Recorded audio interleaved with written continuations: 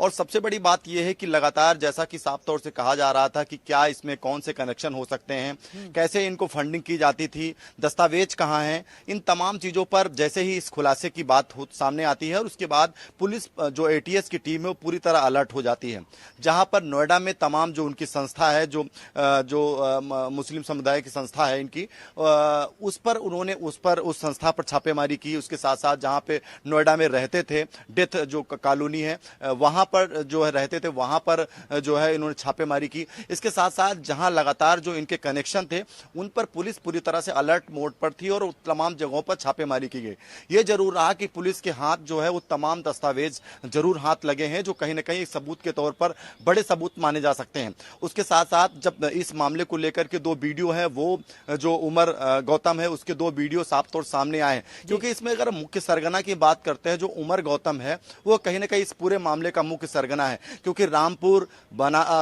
नोएडा और तमाम जो ऐसे उत्तर प्रदेश के जनपद हैं उन जनपदों से भी जब इस मामले की जानकारी ली गई, साफ तौर से जब उसके जो जहां का वो निवासी है उनके परिजनों से जानकारी ली गई, तो जो उनके पिता थे वो भी कन्वर्टेड हुए थे, यानी उन्होंने भी धर्म परिवर्तन किया था। उसके बाद उमर गौतम भी धर्म परिवर्तन किया और उसके बाद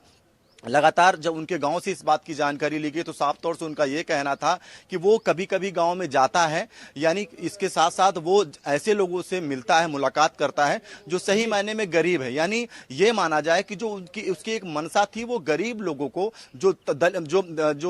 दुखी लोग हैं, परेशान लोग हैं, उनको कहीं ना कहीं अपने मकर जाल में फंसाने की जो प्रक्रिया है उसके तहत वो लगातार उत्तर प्रदेश के तमाम जनपदों में जाता रहता था और अपने जो धर्म की चीजें हैं उनको बरगला था और बरगलाने के बाद उनको उसमें शामिल करने के लिए लगातार प्रोत्साहन देता था। और प्रोत्साहन के तौर पर अगर बात करते हैं, चाहे उनकी नौकरी की बात हो, शिक्षा की बात हो या जो अन्य प्रोत्साहन होते हैं उनको उमर गौतम के द्वारा दिया जा रहा था, जिससे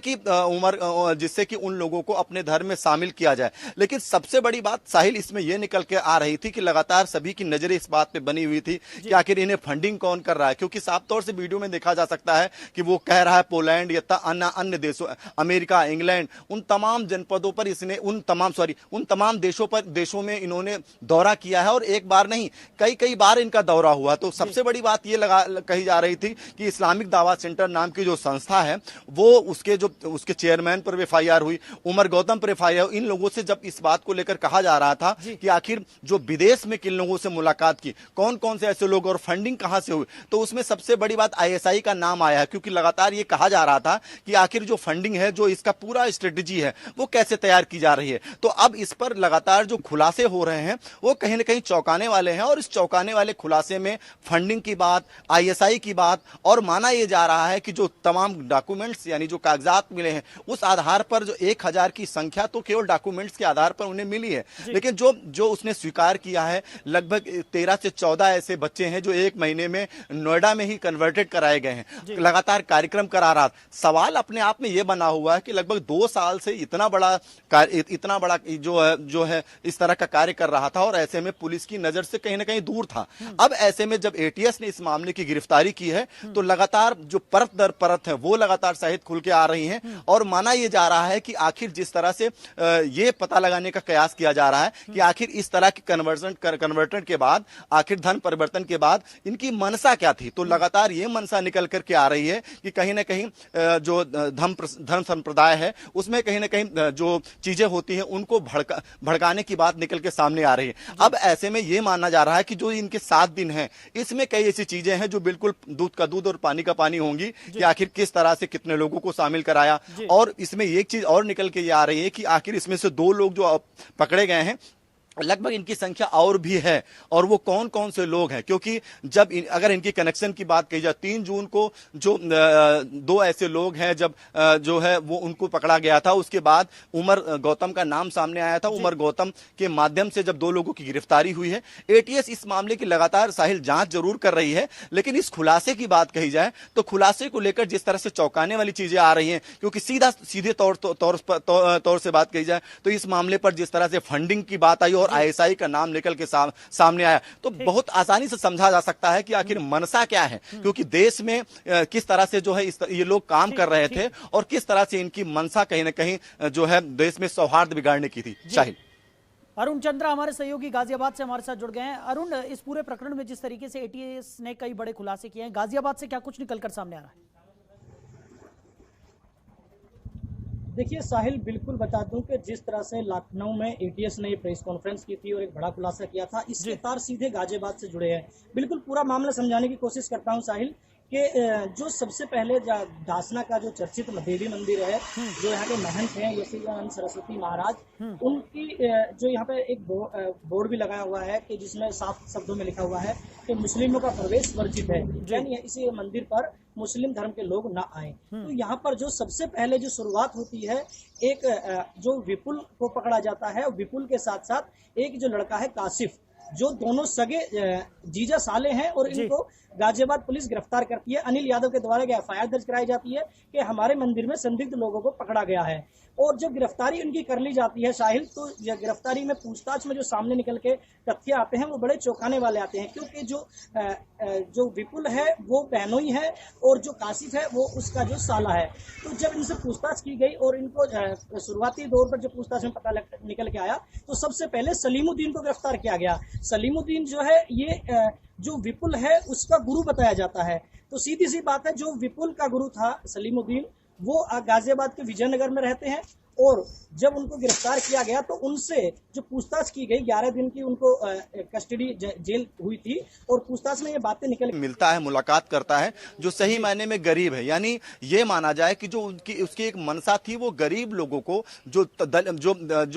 दुखी लोग हैं, परेशान लोग हैं, उनको कहीं ना कहीं अपने मकर जाल में फंसाने की जो प्रक्रिया है, उसके तहत वो लगातार उत्तर प्रदेश के तमाम जनपदों में जाता रहता था और अपने जो धर्म की चीजें हैं उनको बरगलाता था, और बरगलाने के बाद उनको उसमें शामिल करने के लिए लगातार प्रोत्साहन देता था। और प्रोत्साहन के तौर पर अगर बात करते हैं, चाहे उनकी नौकरी की बात हो, शिक्षा की बात हो, या जो अन्य प्रोत्साहन होते हैं, उनको उमर गौतम के द्वारा दिया जा रहा था, जिससे कि उन लोगों को अपने धर्म में शामिल किया जाए। लेकिन सबसे बड़ी बात साहिल इसमें यह निकल के आ रही थी कि लगातार सभी की नजरें इस बात पे बनी हुई थी कि आखिर इन्हें फंडिंग कौन कर रहा है, क्योंकि साफ तौर से वीडियो में देखा जा सकता है कि वो कह रहा है पोलैंड या अन्य देशों, अमेरिका, इंग्लैंड, उन तमाम जनपदों पर इसने उन तमाम देशों में इन्होंने दौरा किया है, और एक बार नहीं कई बार इनका दौरा हुआ। तो सबसे बड़ी बात ये कही जा रही थी कि इस्लामिक दावा सेंटर नाम की जो संस्था है, वो उसके चेयरमैन पर एफआईआर हुई, उमर गौतम पर एफआईआर। इन लोगों से जब इस बात को लेकर कहा जा रहा था कि आखिर जो विदेश में किन लोगों से मुलाकात की,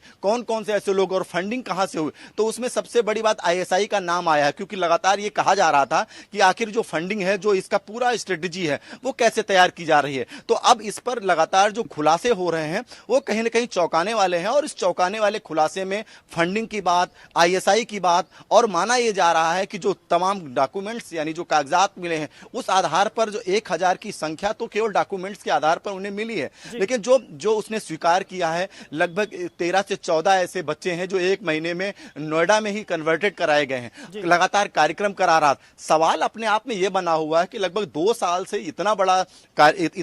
जो है इस तरह का कार्य कर रहा था, और ऐसे में पुलिस की नजर से कहीं ना कहीं दूर था। अब ऐसे में जब एटीएस ने इस मामले की गिरफ्तारी की है, तो लगातार जो परत दर परत है वो लगातार सहित खुल के आ रही हैं, और माना यह जा रहा है कि आखिर जिस तरह से ये पता लगाने का प्रयास किया जा रहा है कि आखिर इस तरह की कन्वर्टन के बाद, आखिर धन परिवर्तन के बाद इनकी मनसा क्या थी, तो लगातार ये मनसा निकल करके आ रही है कि कहीं ना कहीं जो धर्म संप्रदाय है उसमें कहीं ना कहीं जो चीजें होती हैं उनको भड़काने की बात निकल के सामने आ रही है। अब ऐसे में यह मानना जा रहा है कि जो इनके 7 दिन हैं, इसमें कई ऐसी चीजें हैं जो बिल्कुल दूध का दूध और पानी का पानी होंगी, कि आखिर किस तरह से कितने लोगों को शामिल कराया। और इसमें एक चीज और निकल के ये आ रही है कि आखिर इसमें से 2 लोग जो पकड़े गए हैं, लगभग इनकी संख्या और भी है, और वो कौन कौन से लोग हैं, क्योंकि अगर इनकी कनेक्शन की बात कही जाए, 3 जून को जो 2 ऐसे लोग हैं जब जो है वो उनको पकड़ा गया था, उसके बाद उमर गौतम का नाम सामने आया था। उमर गौतम के माध्यम से जब 2 लोगों की गिरफ्तारी हुई है, एटीएस इस मामले की लगातार साहिल जांच जरूर कर रही है, लेकिन इस खुलासे की बात कही जाए तो खुलासे को लेकर जिस तरह से चौंकाने वाली चीजें आ रही हैं, क्योंकि सीधे तौर से बात कही जाए तो इस मामले पर जिस तरह से फंडिंग की बात आई और आईएसआई का नाम निकल के सामने आया, तो बहुत आसानी से समझा जा सकता है कि आखिर मनसा क्या है, क्योंकि देश में किस तरह से जो है ये लोग काम कर रहे थे, और किस तरह से इनकी मनसा कहीं ना कहीं जो है देश में सौहार्द बिगाड़ने की थी। शाहिद, अरुण चंद्रा हमारे सहयोगी गाजियाबाद से हमारे साथ जुड़ गए हैं। अरुण, इस पूरे प्रकरण में जिस तरीके से एटीएस ने कई बड़े खुलासे किए हैं, गाजियाबाद से क्या कुछ निकलकर सामने आ रहा है? देखिए साहिल, बिल्कुल बता दूं कि जिस तरह से लखनऊ में एटीएस ने प्रेस कॉन्फ्रेंस की थी और एक बड़ा खुलासा किया था, इसके तार सीधे गाजियाबाद से जुड़े हैं। बिल्कुल पूरा मामला समझाने की कोशिश करता हूं साहिल कि जो सबसे पहले दासना का जो चर्चित देवी मंदिर है, जो यहाँ के महंत हैं यशोदानंद सरस्वती महाराज, उनकी जो यहाँ पे एक बोर्ड भी लगाया हुआ है कि जिसमें साफ शब्दों में लिखा हुआ है कि मुस्लिमों का प्रवेश वर्जित है, यानी इसी मंदिर पर मुस्लिम धर्म के लोग ना आए। तो यहाँ पर जो सबसे पहले जो शुरुआत होती है, एक जो विपुल को पकड़ा जाता है, विपुल के साथ साथ एक जो लड़का है कासिफ, जो दोनों सगे जीजा साले हैं, और इनको गाजियाबाद पुलिस गिरफ्तार करती है। अनिल यादव के द्वारा एफआईआर दर्ज कराई जाती है कि हमारे मंदिर में संदिग्ध लोगों को पकड़ा गया है। और जब गिरफ्तारी उनकी कर ली जाती है साहिल, तो गिरफ्तारी में पूछताछ में जो सामने निकल के तथ्य आते हैं वो बड़े चौंकाने वाले आते हैं, क्योंकि जो विपुल है वो बहनोई है और जो कासिफ है वो उसका जो साला है। तो जब इनसे पूछताछ की गई और इनको शुरुआती दौर पर जो पूछताछ में पता निकल के आया, तो सबसे पहले सलीमुद्दीन को गिरफ्तार किया गया। सलीमुद्दीन जो है ये जो विपुल है उसका गुरु बताया जाता है। तो सीधी सी बात है, जो विपुल का गुरु था सलीमुद्दीन, वो गाजियाबाद के विजयनगर में रहते हैं। और जब उनको गिरफ्तार किया गया तो उनसे जो पूछताछ की गई, 11 दिन की उनको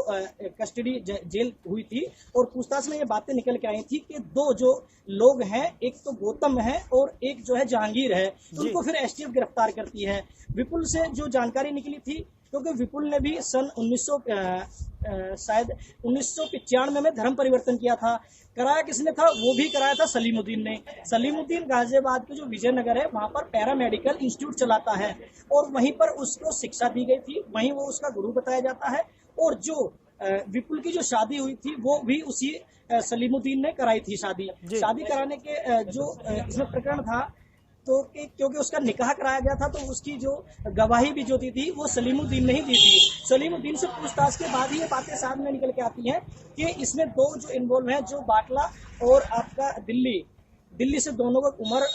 उमर गौतम को और जहांगीर को गिरफ्तार किया जाता है। तो सारी बातें ये सामने निकल के आती हैं, और अब तक की जो बातें क्लियर हो पाई हैं वो गाजियाबाद, नोएडा,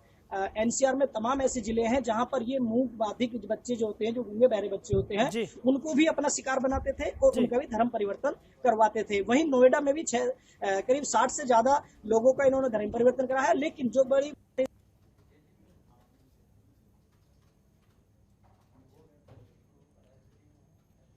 चलिए, राहुल भदौरिया हमारे सहयोगी कानपुर से हमारे साथ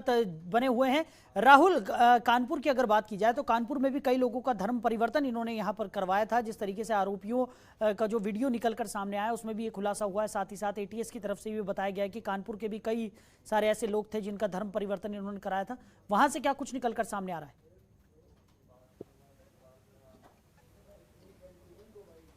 जी साहिल, बिल्कुल आपको बता दूं कि ये जो पूरा मामला है जिसमें यूपी एटीएस ने 2 लोगों को गिरफ्तार किया था, और लगातार दर पर दर जो है डेली प्रतिदिन नए खुलासे होते चले जा रहे हैं। उसी क्रम में यूपी एटीएस ने अपनी जांच में बताया कि कानपुर में रहने वाला आदित्य जो है कुछ दिन पहले जो है अपने घर से गायब हो गया था, और उसने अपना धर्म परिवर्तन कर लिया था। और धर्म परिवर्तन करने के बाद उसने अपना नाम जो है अब्दुल कादिर के नाम से चेंज कर लिया था। पूरा मामला आपको समझाने की कोशिश करता हूं साहिल। आपको बताऊं कि काकादेव के कल्याणपुर थाना के अंतर्गत कानपुर में काकादेव निवासी आदित्य जो लड़का था वो मुकबधिर था, यानी गूंगा था। वो अपनी मम्मी के साथ, उसकी मम्मी जो है वो एक बिठूर स्थित एक मुकबधिर कॉलेज में स्कूल में बच्चों को पढ़ाती थी। वहीं पे इसको किसी सोशल मीडिया के माध्यम से एक लड़का मिलता है जो एक कानपुर में जगह है चमनगंज, वहां से बिलोंग करता था। उसके थ्रू ये है जो सोशल मीडिया के माध्यम से ये कहीं ना कहीं से इन जैसे लोगों के संपर्क में आ जाता है जो धर्म परिवर्तन लगातार करा रहे थे और अपने धर्म परिवर्तन के विषय में सोचता है। आपको बता दूं कि इसने कई दिनों पहले अपने घर को छोड़ा, घर को छोड़ने के बाद फिर घर वापस आया। फिर इसने घर पे जब इसके माता पिता ने जब देखा कि ये मेरा बच्चा दिन प्रतिदिन जो है एक अलग अलग जो है सिस्टम से काम कर रहा था। आपको बताएं कभी कदार ये करता था, जैसे अभी बीच में आपको बता दूं कि जो रमजान आया था, रमजान में ये रोजे भी रखता था और जिस तरीके से रात में मुस्लिम लोग जो है रोजे के बाद अपना व्रत तोड़ते, उसी तरीके व्रत भी तोड़ता था और सुबह जल्दी उठ के नमाज भी अदा करता था, दिन में 5 वक्त की नमाज अदा करता था। तो माता पिता को लगातार शक होता चला जा रहा था, माता पिता लगातार परेशान हो रहे थे और कई लोगों से इन्होंने शिकायत भी करी। अभी जब बीच में ये अपने घर से गायब हुआ तो माता पिता का कहना है कि उन्होंने कप्तान से लेके कानपुर जिले के और कल्याणपुर थाने में तहरीर दी कि हमारे बेटे के साथ इस तरीके की कहीं ना कहीं कोई बात है। तो बताते हैं माता पिता का हिसाब से कि पुलिस उसको बुलाती है और डरा धमका के छोड़ देती है, लेकिन उसके दिमाग में जो है वो कहीं ना कहीं हर तरीके से इन लोगों ने इस तरीके से उसका ब्रेन वॉश कर दिया था कि इसके दिमाग में केवल एक ही चीज चल रही थी कि उसको जो है धर्म परिवर्तन करना है और अब्दुल कादिर बनके ही अब जो है रहना है। तो माता पिता का बहुत बड़ा आरोप एक पुलिस के ऊपर भी लगा है कि अगर पुलिस समय रहते कार्रवाई करती तो शायद मेरे बच्चे के साथ जो हुआ ये ना होता। साहिल जी, विनायक गुप्ता हमारे सहयोगी नोएडा से हमारे साथ बने हुए हैं। विनायक, नोएडा से ही इन 2 आरोपियों की गिरफ्तारी हुई थी, साथ ही साथ बताया जा रहा है कि नोएडा ही एक ऐसी जगह है जहां से ये लोग इस पूरे सिंडिकेट को चला रहे थे। ज्यादातर जो तार हैं वो नोएडा पर आकर ही रुक रहे हैं, वहां से क्या इन्फॉर्मेशन है? जी, आपको बता दो कि 2 दिन पहले जो है एटीएस की टीम यहाँ पर आती है लखनऊ यूपी की और तत्काल जो है वहाँ पर छापेमारी करती है और कई सारे उनको ऐसे डॉक्यूमेंट वहाँ पे प्राप्त होते हैं जिसमें धर्म परिवर्तन के साफ तौर पर निकल करके कागज वहाँ से निकलते हैं। तो कहीं ना कहीं वहाँ से 8 से लेकर 12 बच्चे जो है वहाँ से उनके कागजात मिलते हैं कि धर्म परिवर्तन कर रखा है। उसके बाद में ही नोएडा पुलिस जो है जब यहाँ से एटीएस की टीम जाकर के लखनऊ में प्रेस कॉन्फ्रेंस करती है, वहीं नोएडा पुलिस जो है उसके बाद में यहाँ पर एक्टिव दिखाई देती है और साथ जहाँ पर सेक्टर 117 का ये पूरी घटनाक्रम है वहाँ पर जाकर के पूछताछ करती है, जितने भी स्टाफ बैठे होते हैं उन सबसे पूछताछ करती है और डॉक्यूमेंट खंगालने शुरू कर देती है। तो उसमें भी नोएडा पुलिस का बहुत सारे जो है सबूत जो है हाथ लगते हैं और नोएडा पुलिस के द्वारा ये भी बताया गया है कि उन्होंने उन परिवार वालों से भी बातचीत करने की कोशिश भी की थी जिन्होंने धर्म परिवर्तन जिनके बच्चों ने किया था। तो कहीं ना कहीं उनकी तरफ से जो परिवार वाले वो नोएडा पुलिस को शिकायत नहीं दे रहे हैं, जिस वजह से वो कुछ कानूनी कार्रवाई नहीं कर पा रहे हैं। लेकिन नोएडा पुलिस का साफ तौर पे कहना है कि जो उनको डॉक्यूमेंट पाए गए तो उसमें साफ तौर पे लिखा गया था कि वो ऐसे बच्चों को ही टारगेट किया करते थे जो घर से परेशान रहा करते थे और उनको जो है बहुत लालच दिया करते थे घूमने फिरने का, शादी ब्याह का और अन्य चीजों की भी जो महंगी जो चीजें होती है उन सबके लालच दिया करते थे और धर्म परिवर्तन करवाया जाता था। कहीं ना कहीं अगर नोएडा पुलिस जो है पहले से एक्टिव होती तो कहीं ना कहीं ये जो गिरोह इतने टाइम से चल रहा था और जो बच्चों को टारगेट किया जाता था और धर्म परिवर्तन कराया जाता था तो कहीं ना कहीं उस पर लगाम लगाई जा सकती थी।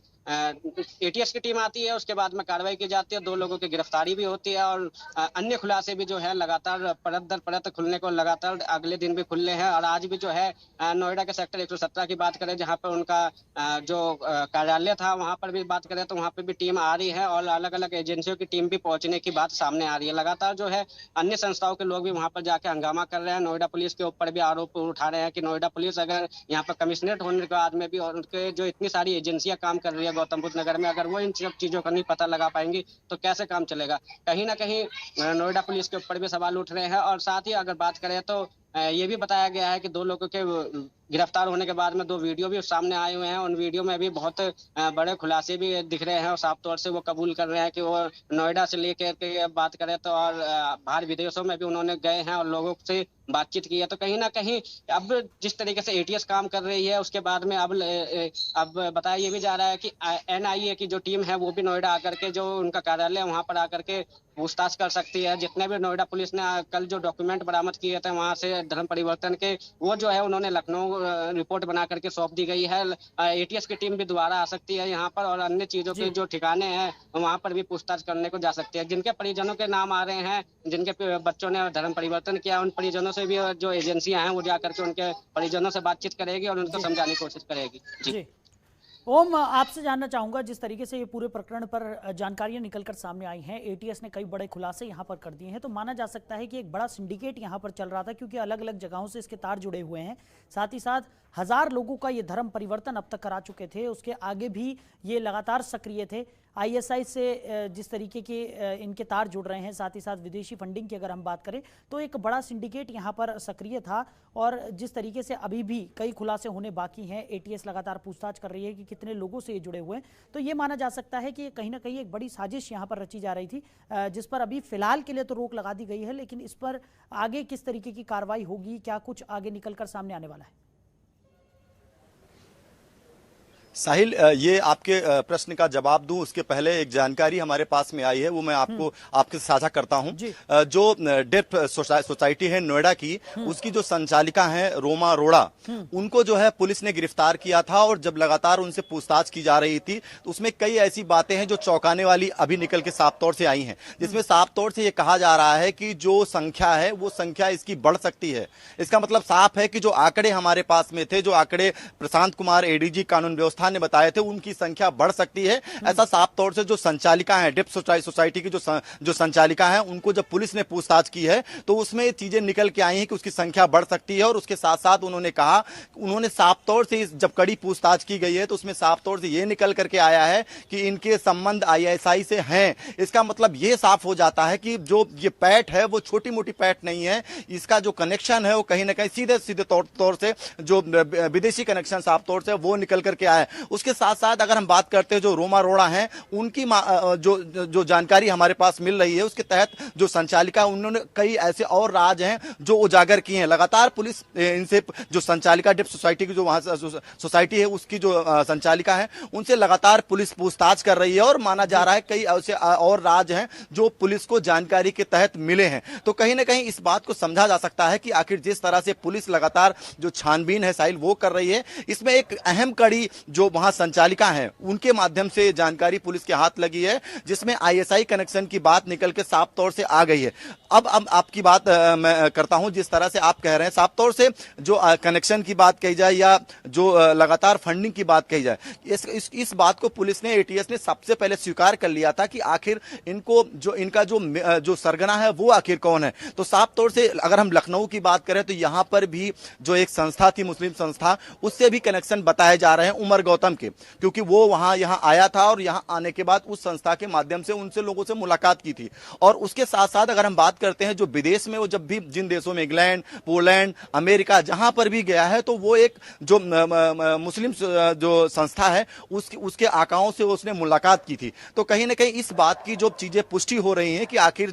जिस तरह से उनकी जो साजिश थी वो दहशतगर्दी की थी उत्तर देश में, और इसी के तहत तो लगातार इस तरह की चीजें सामने आ रही थी। क्योंकि सबसे महत्वपूर्ण बात है, अगर हम थोड़ा सा भी इस बात पर नजर डालते हैं, क्योंकि जब अगर हम पाकिस्तान की बात करते हैं तो वहां पर भी ऐसे दहशतगर्दों को लाया जाता है जो गरीब तबके के होते हैं। तो कहीं ना कहीं जो उनकी मनसा है वो यहां पर भी थी। और मूक बधिर बच्चों की साथ कहा जाए, महिलाओं की तादाद कही जाए, उसके साथ साथ जो पुरुषों की तादाद है, यानी इसमें जो संख्या है वो मूक बधिर बच्चों के साथ, महिलाओं के साथ जो पुरुष हैं उनकी संख्या कहीं ना कहीं है। लेकिन सबसे बड़ी बात है कि जो मूक बधिर और महिलाएं उनकी संख्या ज्यादा है। तो कहीं ना कहीं इस बात को बखूबी समझा जा सकता है कि और इनकी जो मनसा थी, यानी जो ये अपना प्रचार कर रहे थे, वो ऐसे लोगों को अपने उसमें फंसा रहे थे जो गरीब हैं। इसका मतलब साफ हो जाता था कि गरीब लोगों को फंसा करके और उनको जो लालच है, वो पैसे का लालच हो या शिक्षा का लालच हो, नौकरी का लालच हो, ऐसे लोगों को देते थे और देने के बाद तब उन्हें धर्म परिवर्तन की बात कहते थे और ऐसा कार्यक्रम करते थे जिसमें से जो पहले के लोग जो धर्म परिवर्तन कर चुके हैं उनको इसमें बुलाया जाता था। उसके बाद लोग मिलवाते थे और मिलवाने के बाद उनको अपने धर्म के विषय में जो भला फुसला करने वाली बातें हैं वो साहिल बताई जाती थी। तो अब इस बात को बखूबी समझा जा सकता है कि जब जिस तरह से लगातार पुलिस खुलासे कर रही है साहिल, उससे ये तमाम चीजें निकल के सामने आ रही है और इसमें एक ऐसा कनेक्शन निकल के आ रहा है जो ये अपने आप में एक बड़ा खुलासा हो सकता है। क्योंकि जिस तरह से इस मामले को लेकर कहा जा रहा है कि आखिर इतना बड़ा नेटवर्क, क्योंकि ये उत्तर प्रदेश में ही नहीं, लगातार ये कहा जा रहा है कि जो अन्य स्टेट है, यानी उत्तर प्रदेश के अलावा जो अन्य कई ऐसे स्टेट है वहां पर भी इसके कनेक्शन निकल के सामने आ रहे हैं। उत्तर प्रदेश में हाल ही में जहां जिस तरह से कानपुर में जब उनके परिजनों से बात की गई, उनके जो परिजनों ने साफ तौर से कहा कि मेरा मूक बधिर बच्चा है और उसको किस तरह से कन्वर्ट करा दिया गया उन्हें जानकारी नहीं है। ये जरूर विपक्ष कह रहा है, यानी जो विपक्ष है वो भी इस कड़ी में जोड़ रहा है, साफ तौर से कह रहा है धारा जो अनुच्छेद 21 और 23 की बात कही जाए उसके तहत प्रावधान है। लेकिन इस प्रावधान के तहत अगर बात की जाए, कहीं ना कहीं ये जो चीजें हो रही हैं कि बहला फुसला करके इस तरह की चीजें सामने आ रही हैं, वो अपने आप में बड़ा सवाल है साहिल। ठीक है। अरुण हमारे साथ जुड़े हुए हैं गाजियाबाद से। अरुण, जल्दी से बताइए, समय की कमी है हमारे पास, कार्रवाई कहां तक पहुंची है गाजियाबाद में अब तक?